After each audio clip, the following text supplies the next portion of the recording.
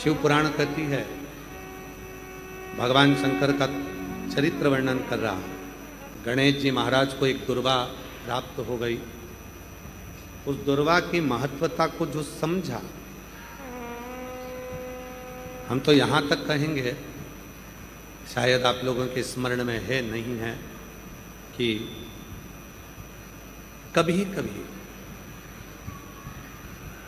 जब तुम्हारा मन कर जाए कि आज मेरा मन है और बारिश में, बरसात में बहुत सारी दुर्वा आ जाती है, बहुत सारी दुर्वा आ जाती है, तो दुर्वा की ही कंठी, दुर्वा की ही माला बनाकर, दुर्वा की ही माला बनाकर, दुर्वा की ही माला बनाकर, कभी कभी जैसे ये शिवलिंग है और दुर्वा की माला बनाकर इस शिवलिंग पर उस माला को बीच में से पूरी जोड़ेंगे नहीं, आधी माला, मतलब कटी हुई होना चाहिए, जुड़ी हुई नहीं होना चाहिए। माला को, ये अशोक सुंदरी वाली जो जगह है, यहाँ से दुर्वा की माला चढ़ाते चढ़ाते चढ़ाते चढ़ाते शिवलिंग पे से माँ जगतजननी की पीठिका तक वो माला जाए।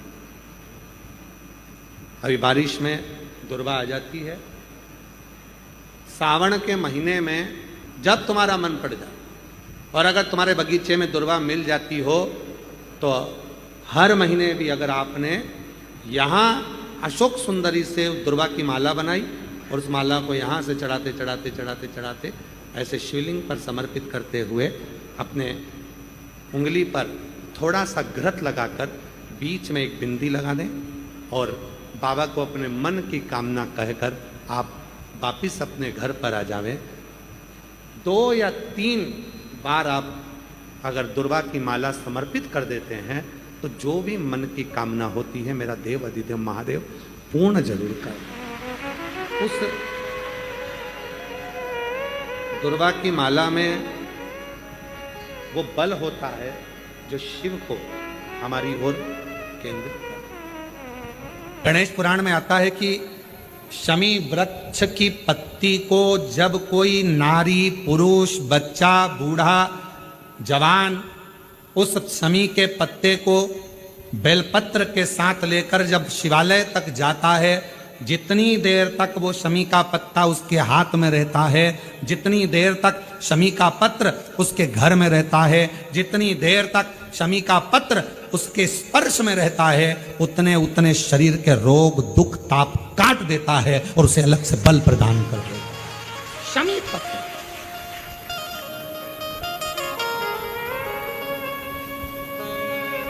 जब व्यक्ति का विल पावर डाउन होता है ना, उसको लगता है ये होगा कि नहीं होगा, होगा कि नहीं होगा, उसको 5 मिनट शमी वृक्ष के नीचे चले जाना चाहिए, 5 मिनट, इससे ज्यादा नहीं, या शमी की पत्ती को रख लेना चाहिए। पहले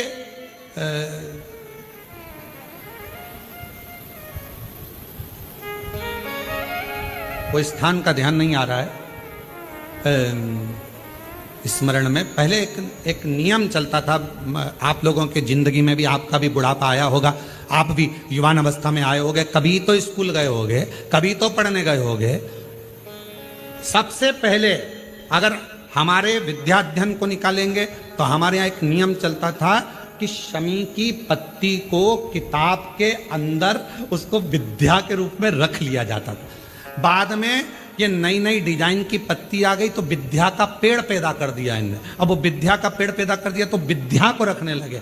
विद्या की पत्ती को लोग शमी की पत्ती समझने लगे, क्योंकि उसमें भी ऐसी पत्तियां निकली रहती है और शमी की पत्ती भी ऐसी ऐसी निकली रहती है। तो पहले नियम था कि किताब के अंदर शमी की पत्ती को रख लेते थे और कहते थे इसमें विद्या है, इसमें विद्या है। विद्या का मतलब क्या, उसको बल मिलता था, एनर्जी मिलती थी। एग्जाम में बैठता, कंपटीशन एग्जाम में बैठता, जब वो कोई इंटरव्यू देने के लिए बैठता या टेस्ट देने के लिए बच्चा बैठता तो वह खुश होता था, मेरी किताब में शमी, मेरे किताब में विद्या रखी है। विद्या से मतलब, आज के जमाने में लोग विद्या का पेड़ की पत्ती रख लेते हैं, पर रखते क्या थे, जम के बोलो, शमी की पत्ती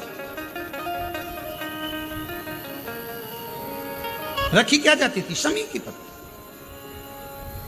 और वो शमी की पत्ती क्या देती थी, उस बच्चे को बल देती थी, एनर्जी देती थी। डामाडोल नहीं होगा, टेंशन मत लेना, विल पावर कमजोर नहीं होगा, पत्ती रखी है शमी की, उसके नजदीक में है, शमी बल देती है।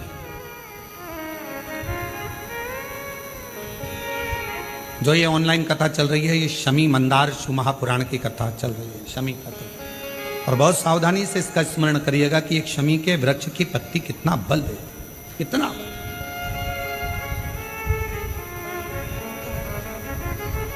शायद आप लोगों में भी कोई ना कोई तो ऐसा होगा जिसने बचपन में विद्या की पत्ती रखी होगी। वो विद्या की पत्ती बाद में आई होगी, पहले थी वो शमी की पत्ती। कौन कौन ने रखी? जरा हमने तो रखी, हमने भी रखी। वो पत्ती तोड़ कर रख लेते थे, उसमें विद्या बढ़ेगी, विद्या बढ़ेगी। विद्या बढ़े मतलब बल बढ़ेगा, अपने अंदर एनर्जी आ, बल। अब उसको लोग आजकल विद्या की पत्ती अलग से आने लगी, तो लोग उसको विद्या की पत्ती तोड़ने लगे, नहीं तो रखते थे वो शमी की। और मैंने तेरे ही भरोसे बाबा, तेरे ही भरोसे हवा बिच उड़ती जावांगी बाबा, डोर हटो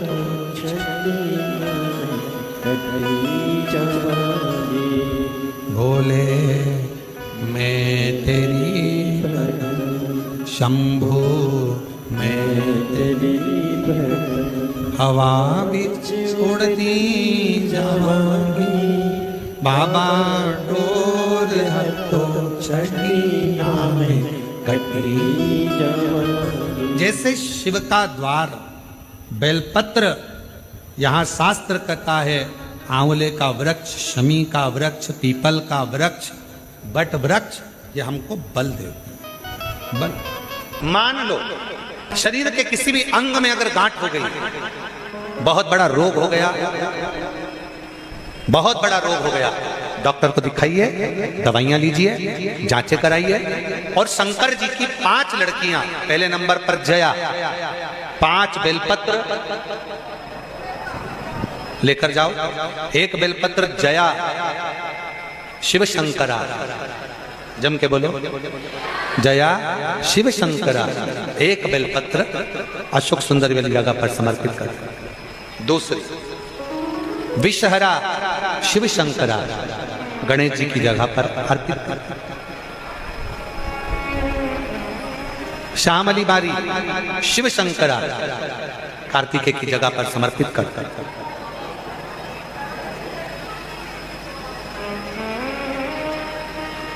दो तली शिव शंकरा, जगत जननी जगदम्बा का जो हस्त कमल है पीठी का, उस पर समर्पित कर। और देव, जम के बोलो, देव शिव शंकरा कहकर शिवलिंग पर समर्पित कर। 5 बेलपत्र, लोटा भरकर जल लेकर गए हो, 5 स्थान पर धीरे धीरे समर्पित करें। और आपके शरीर में जो रोग है, बीमारी है, उसका स्मरण कराते हुए बाबा को जल चढ़ाते हुए, जल का थोड़ा सा भाग 5 बेलपत्र में से कोई सी भी 1 बेलपत्र वो लेकर, आप पहले दिन गए हो, तुम्हें याद रहना चाहिए कि आज मैंने कौन सी बेलपत्र ली है। गणेश जी के स्थान की बेलपत्र ले लो, दूसरे दिन अशोक सुंदरी की बेलपत्र ले लो, तीसरे दिन कार्तिकेय की बेलपत्र ले लो, चौथे दिन पार्वती के हस्त कमल की बेलपत्र ले लो, और 5वें दिन शिव के शिवलिंग की बेलपत्र ले लो। ऐसा क्रम बना लो। 5 दिन 5 बेलपत्र चढ़ाना है और 1-1 बेलपत्र लेकर आना है। सुबह खाली पेट उस बेलपत्र को खाइए और थोड़ा सा जलपान कर बाबा का जो जल है उसका आचमन करो, शिव जी से विनय करो। 5 दिन के बाद में फिर वापिस जांच करवाइए, धीरे धीरे शरीर में जो रोग है वो समाप्त की ओर जाए। जो डॉक्टर दवाई दे वो दवाई खाओ, जो डॉक्टर जांच का बोले जांच कराओ। डॉक्टर शंकर का एक रूप है, जैसा डॉक्टर बोले वैसा करो, पर साथ में शंकर के प्रति एक विश्वास रखकर उसकी दृढ़ता भी धारण, शिव के एक समर्पण का, जीवन की एक आनंदता को प्रकट करने वाला सुयशा भगवान देवाधिदेव महादेव की भक्ति में लगती है और नंदीश्वर को भगवान शंकर के शिवालय में, शंकर भगवान के मंदिर में स्थापित करवा देती है। वो धर्मपत्नी सुयशा, धर्मपत्नी सुयशा। आप में से कितने लोग हैं जो घर में से जल लेकर जाते हैं शंकर भगवान को चढ़ाने? सभी लोग ले जाते हो? जब घर के मटके में से, परिंडे में से, बाल्टी में से, टंकी में से घर के हंडे में से जब एक लोटा जल लेकर जाते हो ना, उस समय पर आपके मन में ये भाव प्रकट होना चाहिए कि हमारे घर में हम देवाधिदेव महादेव को जल चढ़ाने के लिए जा रहे हैं। हे शिव शंकर, अगर घर में पितृदोष है, कालसर्प दोष है, वास्तु दोष है, या मेरे घर के अंदर कोई भी दोष है, एक लोटा जल जब मैं आप पर समर्पित करूं तो मेरे देवाधिदेव महादेव हमारे घर के सारे रोग, दोष, बीमारी, कष्ट को दूर कर देना और तेरे चरणारविंद का जल देकर हमारे घर को पवित्र कर दे। तेरे चरणों का जल हमको प्राप्त हो जाए, जिससे हमारा जीवन सार्थक हो जाए। घर से जल लेकर जाओ तो ये कहकर जाओ कि हमारे कुछ दोष होंगे पूर्व के, कुछ पाप कर्म होंगे पूर्व के, वो तेरे दरवाजे पर जल चढ़ाने से मिट जाएंगे। जब वहां से आओ तो थोड़ा सा जल लाते हो, साथ में थोड़ा सा जल कलश में 2 बूंद 4 बूंद जो भी तुम लेकर आते हो वो लाकर घर में छींटते हुए प्रवेश करो। क्यों? क्योंकि हमारे घर का कोई दोष होगा, बाबा को जल चढ़ाने से वो मिट जाएगा और बाबा के चरणारविंद का जल लाकर घर में छींटने से लक्ष्मी और वैभव बढ़ जाएगा। ये उसकी कृपा से है, ये उसकी दया से है, ये उसकी करुणा से है। महाराज, श्रावण का महीना चल रहा है। सावन के महीने में कार्तिकेय महाराज की धर्म पत्नी देवसेना और वल्ली देवी, कौन कौन है? जम के बोलो जरा। देवसेना और वल्ली देवी।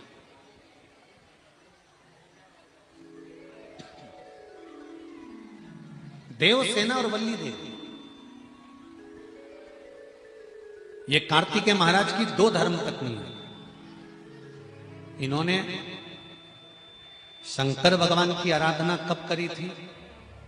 तो कहा, जिस समय पर माता पार्वती शंकर भगवान के साथ में चौसर खेलती हैं और चौसर खेलते समय पर शंकर भगवान हार जाते हैं, नीलकंठ पर जाकर बैठ जाते हैं।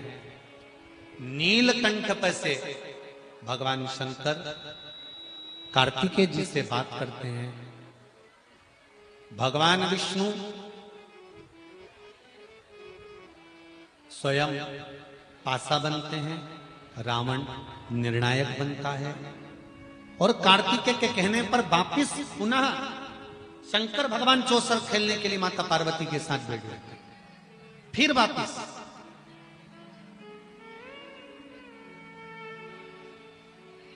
और शंकर भगवान जब माता पार्वती के साथ चौसर खेलने वापिस बैठते हैं, पुनः विराजमान जब हो जाते हैं, फिर बैठ जाते हैं। तब पार्वती मैया जब हारती हैं तो पार्वती जी के मन को यह लगता है कि हारने का कारण क्या है। एक शमी का पुष्प और एक जल में मिला हुआ दूध, जल में मिला हुआ दूध और एक शमी का पुष्प। थोड़ा ध्यान देना कथा की ओर, बहुत भाव से श्रवण करिएगा। एक जल में मिला हुआ दूध और एक शमी का पुष्प, ये दोनों महामृत्युंजय के जप के लिए, महामृत्युंजय अनुष्ठान के लिए, महामृत्युंजय मंत्र के लिए बड़े प्रबलता का कार्य करते, बड़े प्रबलता। ध्यान दीजिएगा।